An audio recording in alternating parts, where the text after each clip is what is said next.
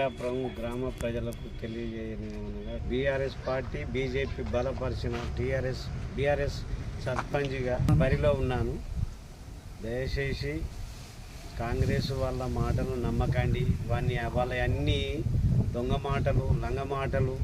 రేపు బస్సులు తెప్పిస్తా, రేపు ఇంటింటికో లోన్ ఇప్పిస్తా. కడియం సిరియారి ఎట్లాంటి వాడో పూటకో పార్టీ మార్చాడు. కడియం సిరియారి కావచ్చు, నమ్మడానికి వీల్లేదు. ఎటు వీలుంటే అటు దునికే రకము. 3-4 పార్టీలు మారి వాళ్ళు వెంకటాపురం వచ్చి నేను బర్లను తెస్తా, గొర్రెలను తెస్తా, బస్సులను తెస్తానని మాట్లాడుతాడు. అప్పుడు అభివృద్ధి చేస్తానన్నాడు. ఏం అభివృద్ధి చేసిండు? ఒకసారి ఎస్సీ కాలనీ కొత్త తెలిసిపోతుంది ఆయన ముచ్చట. ఎస్సీ కాలనీలో ఎలాంటి ఇబ్బందులు ఉన్నాయో, ఎలాంటి సీసీ రోడ్ ఇస్తానని శంకుస్థాపన చేసి బంద్ చేసిన కడియం సిరియారి ఇలా బాగా లెక్చరర్ ఇచ్చుకుంటూ మాట్లాడుతుండు బస్టాండ్లో. ఒక్కసారి ఎస్సీ కాలనీకి వచ్చి ఇక ఆడ శంకుస్థాపన చేసిన రోడ్డు కాడికి రమ్మను. వాళ్ళ అధికారంలో ఉన్నోళ్ళే కదా, చేయలేదు. ఒక్కొక్క కాలనీకి పోతే ఎంత ఇబ్బంది ఉన్నదో, ఎంత కష్టాలు ఉన్నాయో అంత తిప్పలుగా ఉన్నది. ఆయన ఇవాళ వచ్చి మాట్లాడుతాడు, నేను బాగా చేస్తున్నా. ఆయన కాంగ్రెస్గా ఎమ్మెల్యేనా, టీఆర్ఎస్ గెలిపించిన ఎమ్మెల్యేనా, ఇలా బాగా మాట్లాడే ఆయన నిజంగా చిత్తశుద్ధి ఉంటే ఆయన రాజీనామా చేసి మళ్ళీ బరిలో దిగమనండి. అలాంటి మాటలు మాట్లాడమండి. గెలిచి వస్తే మాట్లాడతాం మేము.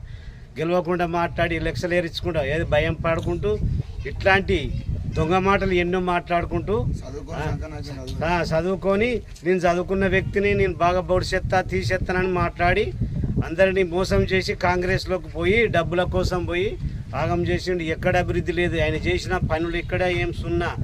అప్పుడు బీఆర్ఎస్ చేసిన పనులే ఉన్నాయి. ఇక్కడ ఆయన చేసిన పనులేమి. దయచేసి గ్రామ ప్రజలు అతని మాటలకు నమ్మకుండా పనిచేసే వ్యక్తులను చూడండి.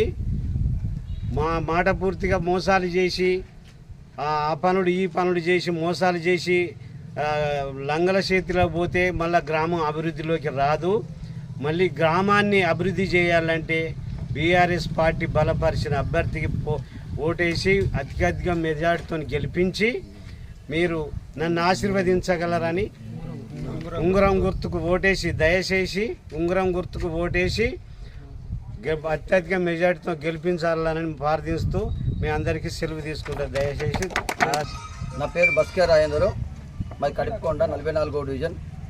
మా వర్ధన్నపేట నియోజకవర్గం ఇన్ఛార్జి మాజీ మంత్రి ఎర్రబెల్లి దయాకర్ ఆదేశాల మేరకు ఈ వెంకటపుర గ్రామానికి నన్ను ఇన్ఛార్జ్ ఇచ్చిండ్రు.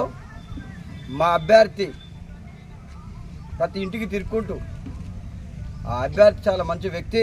ఆ అభ్యర్థి గుర్తుకు ఉంగరం గుర్తుకు ఓటేయాలని మేము ఇంటికి తిరగడం జరుగుతుంది.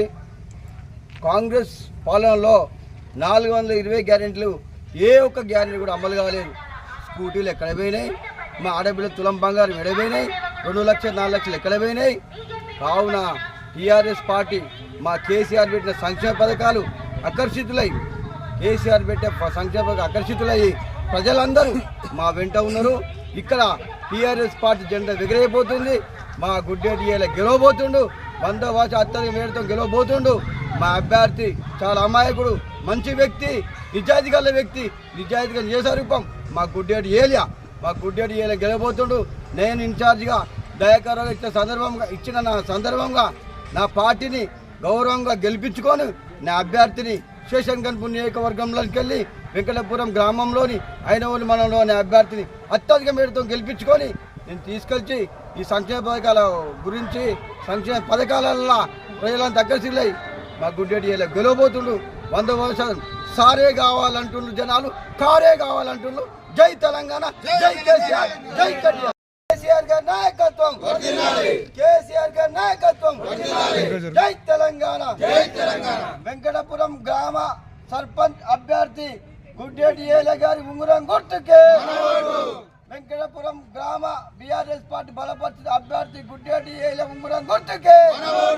జై తెలంగాణ, కేసీఆర్ గారి నాయకత్వం. గుర్తుంచుకో